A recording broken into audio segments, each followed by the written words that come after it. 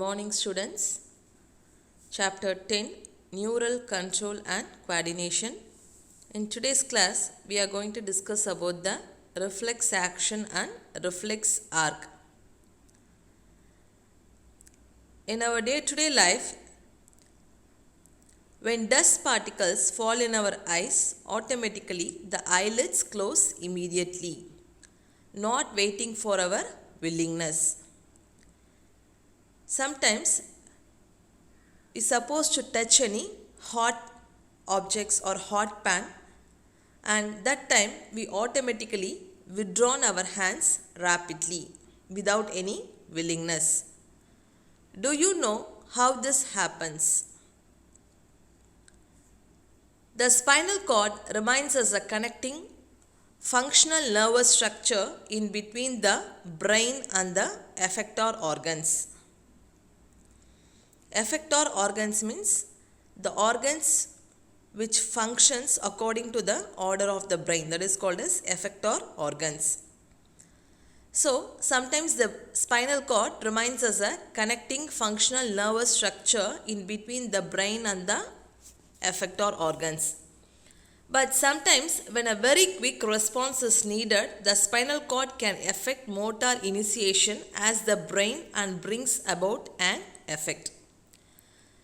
So all the times we cannot wait for the order of the brain. Sometimes the spinal cord has to take the responsibility of the brain.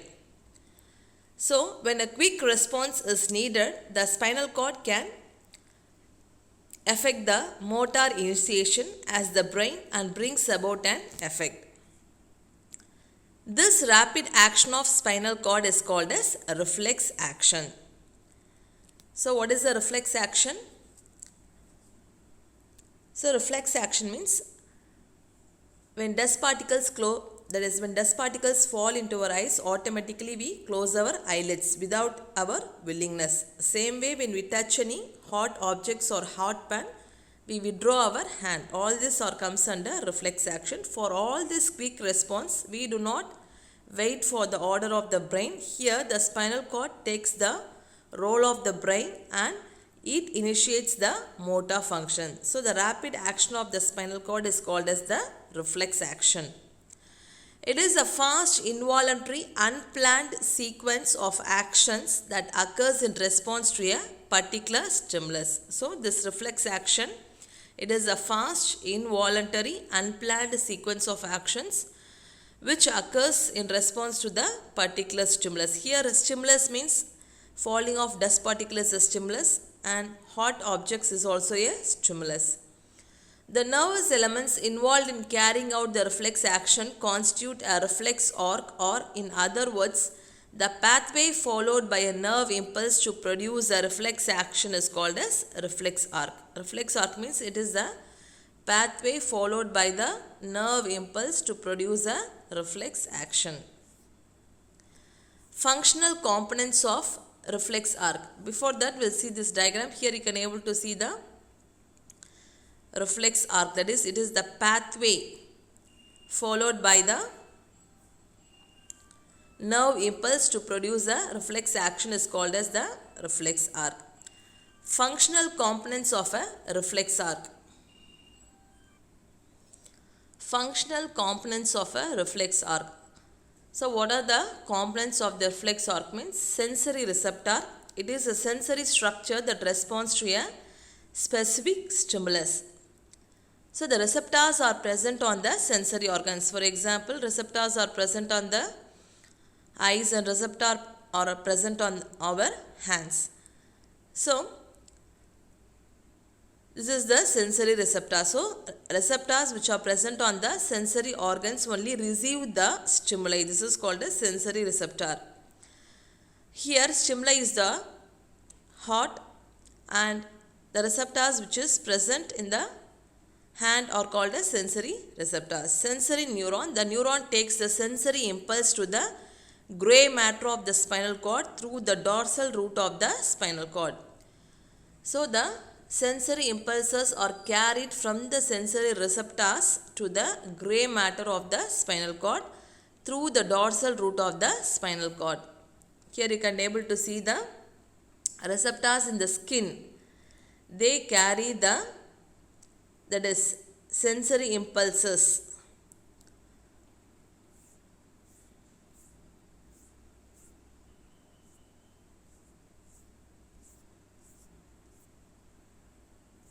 And before that, you just see the diagram of the spinal cord. So the spinal cord consists of the posterior median sulcus, and can able to see the butterfly shaped gray matter, and there is a hole called a central canal at the center, and on the left side you can able to see the dorsal nerve root and ventral nerve root. So the dorsal nerve root is located at the posterior side and the ventral nerve root is located at the anterior side. Then the spinal nerves you can able to see. So this is the structure of spinal cord. So here the sensory neurons only carry the impulses from the sensory receptors and reaches the spinal cord through the dorsal root of the spinal cord. Next is the interneurons. You can able to see some neurons which are present in between, that is called as interneurons. One or two interneurons may serve to transmit the impulse from the sensory neurons to the motor neurons. So here the interneurons act as an intermediate in transmitting the impulses from the sensory neurons to the motor neuron. Motor neuron, it transmits impulse from the central nervous system to the effector organ. So what is the main function of this motor neuron means it transmits the impulse from the CNS, that is central nervous system, to the effector organ. Effector organs means it may be a muscle or a gland which responds to the impulse received. There are two types of reflexes. One is unconditional reflex and the another one is conditioned reflex. First we will see the unconditioned reflex. What is an unconditional reflex means? It is an inborn reflex for an unconditioned stimulus. So these reflexes are right from our birth. So it is an inborn reflex for an unconditioned stimulus. It does not need any past experience, knowledge or training to occur. So this reflex does not require any past experience or training. For example, blinking of an eye when dust particles about to fall into it, and sneezing of coughing due to foreign particles entering the nose or larynx. So when any dust particles enter into our, that is, nose, we will cough or sneeze. This is also one of the reflex action. And when any dust particles enter into our eyes, automatically we close our eyes. For this we does not require any past experience or knowledge. All this are happening automatically. So these are called as unconditioned reflex. Next is conditioned reflex. Okay, it is a response to a stimulus that has been acquired by learning. So this conditioned reflex, this reflex happens because of the acquired knowledge or learning. This does not naturally exist in animals. So this conditioned reflex is a response to a stimulus that has been acquired by learning. This does not naturally exist in animals. Only an experience makes in a part of the behavior. For example, excitement of salivary glands on seeing and smelling a food. So when we see any delicious food or when we smell a tasty food, automatically our salivary glands secrete saliva. So this type of reflex actions are called as conditioned, because it is not right from our birth. So we have acquired this reflex through our learning. So this is called as conditioned reflex. So this conditioned reflex was first demonstrated by the Russian physiologist Pavlov in his classical conditioning experiment in a dog. The cerebral cortex controls the conditioned reflex. Next we will move on to the, so before that you will see the reflex are, so here the receptors in skin carry the heat or pain and it passes through the sensory neurons, and from the sensory neurons it reaches the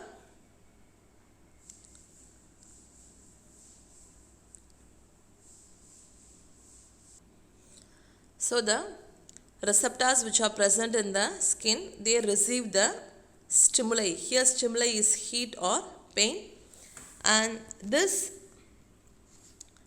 that is, stimuli is carried by the sensory neurons, and from the sensory neurons the impulses reaches the spinal cord. In the spinal cord, interneurons are present. These interneurons transmit the impulse from the sensory neurons to the motor neurons, and from the motor neurons it reaches the central nervous system, and finally it reaches the effector organ. This is the pathway of the, that is, reflex action, which is called as the reflex arc. Next we will see about the peripheral nervous system, PNS. It consists of all nervous tissue outside the central nervous system. So all the nerves which are present outside the brain and the spinal cord are called as the peripheral nervous system. The components of peripheral nervous system includes the nerves, ganglia, enteric plexus and sensory receptors. A nerve is a cord-like structure that encloses several neurons. A nerve consists of several neurons inside. Ganglia, that is singular ganglion, or small masses of nervous tissue. They look like knots. Okay, they are small masses of nervous tissue consisting primarily of neuron cell bodies and are located outside the brain and the spinal cord. Enteric plexus or extensive networks of neurons located in the walls of organs of the gastrointestinal tract. The neurons of these plexus help in regulate the digestive system. The specialized structure that helps in response to changes in the environment, that is stimuli, are called as sensory receptors. So sensory receptors means the stimuli which triggers the nerve impulses along the afferent fibers to the central nervous system. PNS comprises of cranial nerves. So the cranial nerves are nerves which arise from the brain, and the spinal nerves are nerves which arise from the spinal cord. Cranial nerves, there are 12 pairs of cranial nerves, of which the first pairs arise from the forebrain and the remaining 10 pairs from the midbrain. So totally there are 12 pairs of cranial nerves which arise from the brain, and the first 2 pairs arise from the forebrain and the next remaining 10 pairs arise from the midbrain. Other than the vagus nerve which extends into the abdomen, all cranial nerves serves the head and the face. Next is the spinal nerves. 31 pairs of spinal nerves emerge out from the spinal cord. So these nerves arise from the spinal cord through spaces called as intervertebral foramina found in between the adjacent vertebrae. The spinal nerves are named according to the region of the vertebral column. So if the spinal nerves pass through the cervical region, it is called as cervical nerves, and it passes through the thoracic means thoracic nerves. The nerves which pass through the lumbar region are called as lumbar nerves, and the nerves which pass through the sacral region are called as sacral nerves, and which pass through the coaxial region are called as coaxial nerves. So totally there are 8 pairs of cervical nerves, 12 pairs of thoracic nerves, 5 pairs of lumbar nerves, and 5 pairs of sacral nerves, and 1 pair of coaxial nerves.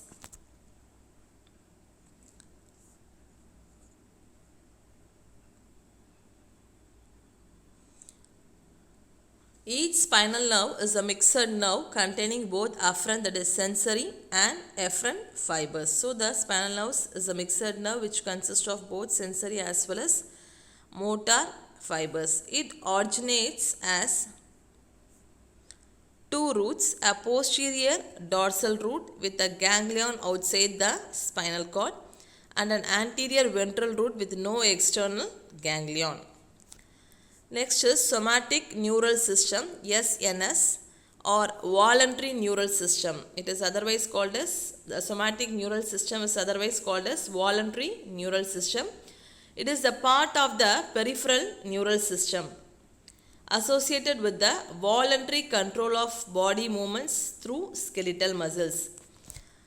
The sensory and the motor nerves that innervate striated muscles form the somatic neural system. So the sensory and the motor nerves which innervate the striated muscles form the somatic neural system. The major functions of the somatic neural system includes the voluntary movement of the muscles and organs and reflex movements.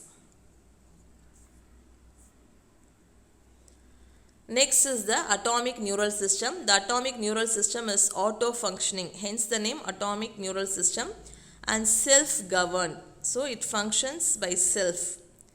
It is a part of the peripheral neural system that innervates smooth muscles, glands, and the cardiac muscles. This system mainly controls and coordinates the involuntary activities of various organs. Autonomic nervous system is the controlling center in the hypothalamus. It comprises of the following components. One is preganglionic neuron. So what is preganglionic neuron means? Whose cell body is in the brain or spinal cord. Its myelinated axon exits the central nervous system as part of the cranial and spinal nerves and ends in an autonomic ganglion. Next is autonomic ganglion. It consists of an axon of preganglionic neuron and cell bodies of postganglionic neuron. Next is postganglionic neuron, which conveys the nerve impulse from the autonomic ganglia to the visceral effector organs. The autonomic neural system consists of the sympathetic neural system and the parasympathetic neural system.